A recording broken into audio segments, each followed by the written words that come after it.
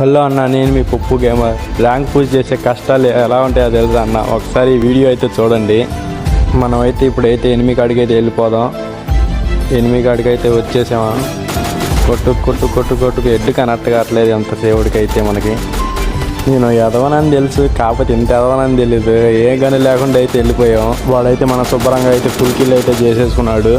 మన టీమ్మేట్ అయితే మన టీమ్మేట్ ఏం చేస్తున్నాడు, అటు కాదు ఇటు కాదు, వీడైతే మూడనమకి పరిగెత్తే టోకెలు ఏరుకుంటా ఉన్నాడు. ఈడైతే ఈడు చూడితే ఈడు చూస్తే ఈడు, ఇద్దరికిద్దరు సరిపోయారనమాట.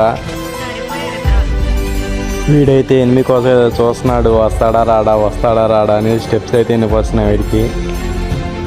ఈ వాడు వచ్చేటట్లేడు, ఈడు కొట్టేటట్లేడు. ఈ డాడీగో పోతున్నాడు. రివై ఎత్తాడా ఈడు మనకి తెలియదు. ఈడు అతను లోకం అన్నమాట. ఏ లోకం ఈడికే తెలియదు.